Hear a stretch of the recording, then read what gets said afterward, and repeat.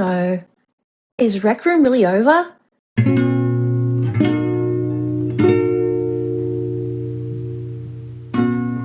It's over, but not forgotten. Although many others, including myself, were expecting this since really the beginning, it still hurts to see. This game meant a lot to me. It was a start for so many things that I value in my life now. I loved this game, which makes it all the more frustrating to see it die. However, I stopped playing around 2021, and although there were definitely problems then, the announcement of a shutdown on March 30th got me thinking. What happened? I'm sure I'm not the only non-active Rec Room player who had this thought. I mean, I kinda expected this, but maybe not this soon?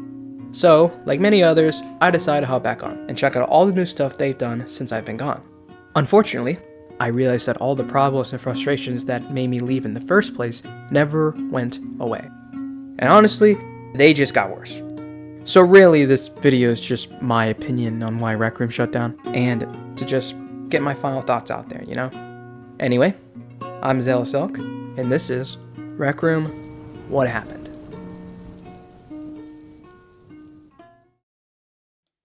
First things first, this is all just my opinion. I am no different than that guy in the comic section yapping about his obviously extremely important and, don't forget, correct opinion. The only difference being is that I'm actually correct, and was bored enough to make a video about it.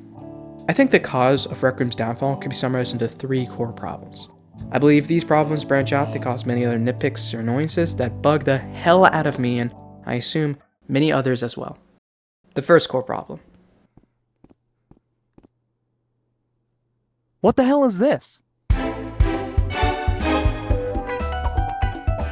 Rec Room lost itself. It lost the original vision, it lost its uniqueness, it lost its style. When I think of Rec Room, the first thing that pops in my mind is how unique it was compared to its competitors. All the way down to the original avatars, the old UI, and especially the college aesthetic. I've never seen such a cool idea to put a social VR game in an actual college. Everyone had their own dorms, there was a universal meetup place where you could socialize and hang out, there was an actual account in person called Coach, who did all the announcements in-game. Also real quick, if you ever played Rec Room for a decent amount of time, you probably have a love/hate relationship with Coach. Those who know, I tried to catch that dodgeball too, and it didn't even count. Even though I clearly caught it. Anyway. And all the Rec Room originals actually took place either in the college or set up around it. Golden Trophy and Jumbotron were placed in the theater. Dodgeball was in the college gym. Disc golf in the park were just outside the rec center. And even Stunt Runner was filmed in a TV studio not too far from the college.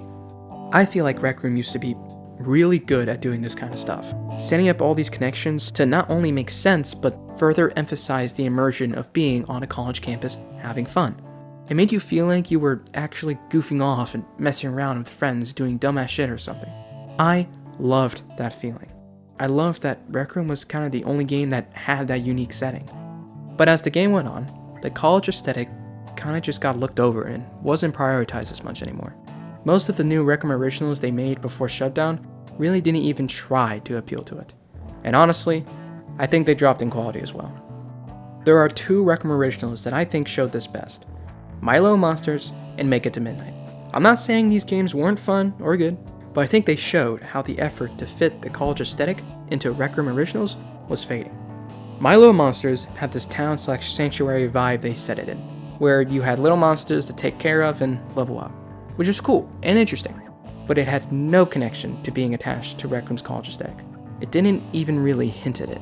Make It to Midnight was the same thing, except its vibe was set in a fair, where you had to run from a clown trying to kill you while doing these attacks to fix stuff. And wait a minute, these settings weren't bad and wasn't what I had an issue with. It was the fact that these aren't attached to Rec Room's core aesthetic at all. There was this cool thing in your dorm where you could check the map, the campus, and around it for things to do. You had quests like Golden Trophy and Jumbotron to play, or Dodgeball over at the gym. But where was the connection to My Little Monsters or Make It to Midnight? Hint, there wasn't. It's like looking for Waldo in a Spot the Difference magazine. It's not going to be there because it's not meant to. The older Rec Room originals not only were able to tie in the college aesthetic, but were also just more creative and higher quality. Make It to Midnight is a Dead by Daylight clone. Not saying all clones are bad, but I mean, come on, really? Can we just get a little bit of creativity going on? Although My Little Monsters, in my opinion, didn't lack creativity, it lacked quality. Maybe I'm in the minority here, but personally, I don't like going through 140 million loading screens every time I want to move 3 inches. Now I know My Little Monsters was completely made in Rooms 2.0, so instead of using Unity to build this Rec Room original like they used to, they used the exact tools that the player base had access to.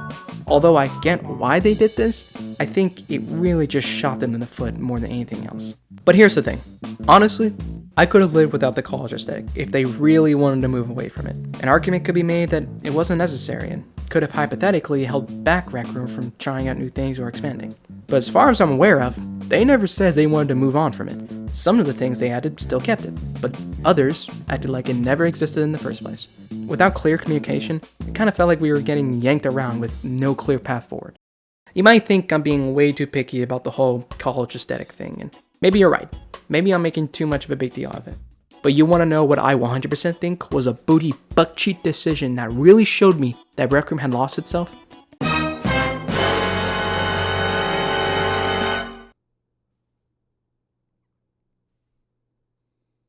I want to melt my eyes. I know this is probably the coldest take you can have about Rec Room, but I absolutely, positively, wholeheartedly did not appreciate the UI and avatar changes they made. Especially the avatar changes and whatever the hell this is. Are we dead ass? We cannot be dead ass. And yes, I know that all the avatar changes were optional, which is great, and I understand why they did it. Adding more options for your player base to personalize their avatars sounds great, and it is, but not at the cost of your own unique style that made your game what it is. Well, I guess what it was. I'm not saying they should have never added more options for players to personalize, but I think they went too far, forgetting what a lot of players, including myself, already fell in love with. You can call me nostalgic, or an old player reminiscing, but don't misjudge me. I do like seeing some bullshit from time to time. Trust me, seeing the boiled one, a giant Pepsi can, and a rat walking around the same room as me is hilarious. But is it Rec Room? I'd say no. That's what Roblox and VR chat are there for. Having all these extremely customizable avatars and costumes that can be anything kinda just sucks the soul out of what made Rec Room Rec Room. Now, let's talk about the actual UI changes. Why did they do this? Like, okay, I understand wanting to optimize, or even just change things up for ease of use or for more options. But you can still do that without completely changing the art style of the old UI. Looking at them from side to side just makes me sad. The old one not only had a Rec Room charm to it, but it also felt better. Especially in VR, you gotta hit that mark with how buttons and menus feel, because otherwise you'll end up pissing off your player base a lot, which is what happened to me. These UI changes felt worse, looked worse, and were worse. The only thing it accomplished, for me at least, was adding more shit to press, which I do get. You gotta grow, you gotta progress. But once again, not at the cost of your own unique style.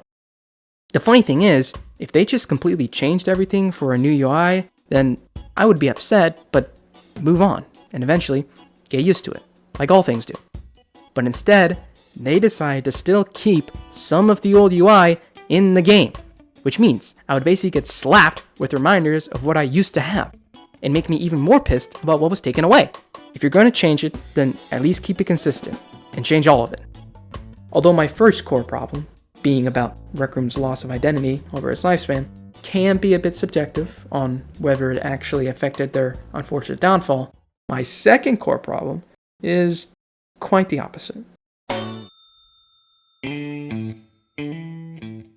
Rec Room was never able to figure this one out. That's kind of the whole reason why they shut down. If you want your game to succeed, monetization is one of the most, if not the most, important things you gotta get right. And Rec Room basically said, Guys, hear me out. What if we just shit the bed? At certain points, it got so bad that some people actually coined the word recflation for the rise on prices on, well, everything, but especially the average common cosmetic. I want to preface something here though, real quick. I have absolutely no idea what their solution could have been. The unique situation of the game itself being a free-to-play social VR game makes it extremely difficult to actually monetize profitably and still keep the player base they wanted. So I'm not saying I know what they should have done, because I definitely don't, and it's way too complicated for my dumbass brain to try to figure it out. But it doesn't take a genius to see that they were high-key kinda ass at this. Rec Room reached over 150 million players during its lifespan. In total, people all around the world spent a cumulative 68,000 years in Rec Room.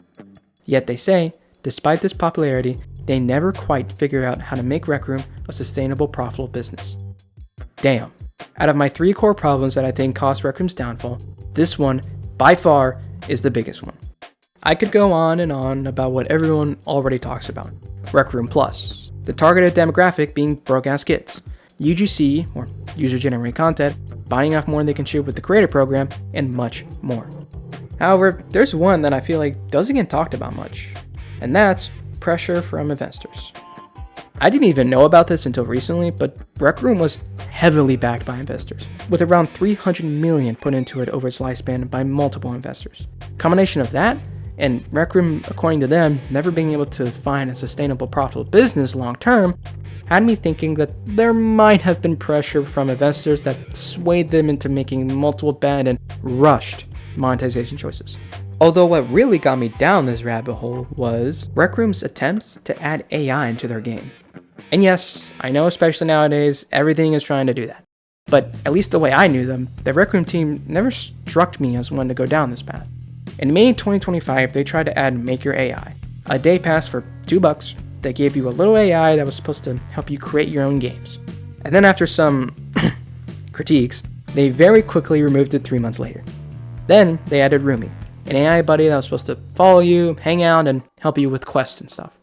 This one was attached to the Rec Room Plus subscription, which gave you its Roomy energy every month to power it. But guess what? If you ran out of those before next month, you had to buy more Roomy energy in the Rec Room shop. Who actually wanted these? Are the people who wanted these in the room with us right now?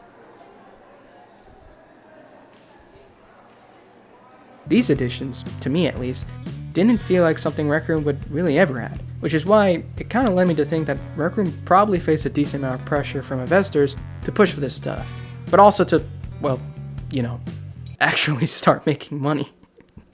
but also, I want to keep in mind that it's really difficult to properly monetize a game like Rec Room.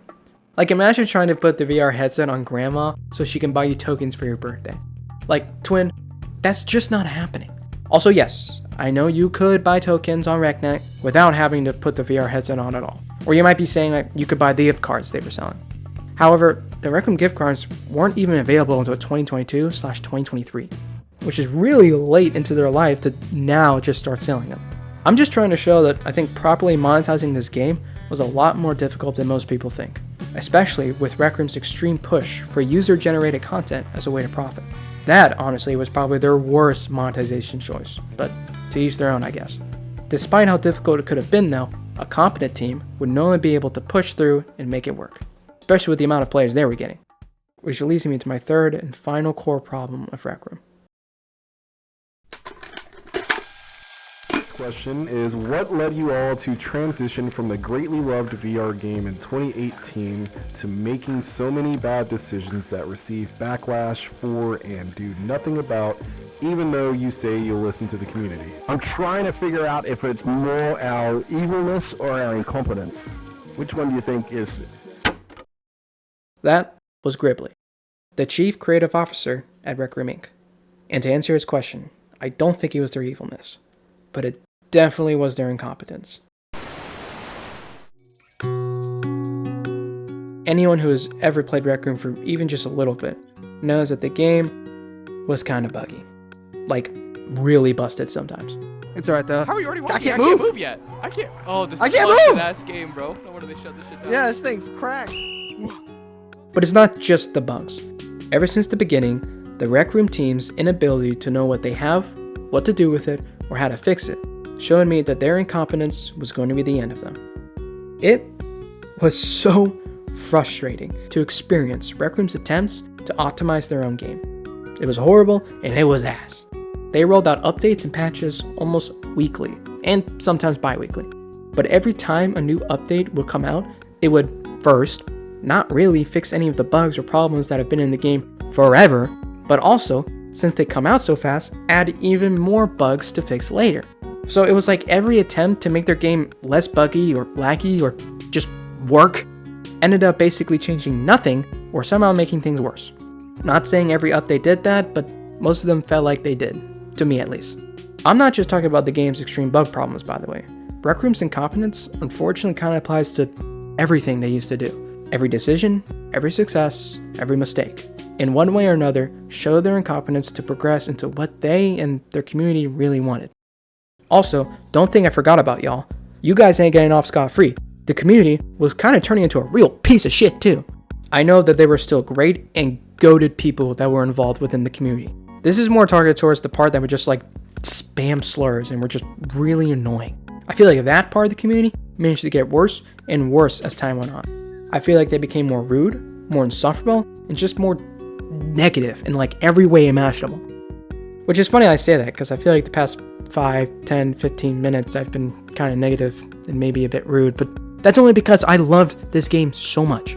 And with me, it's either I'm critiquing the hell out of something or I'm glazing the shit out of it, but both mean that I really, really do like what I'm yapping about. Rec Room is going down for scheduled maintenance.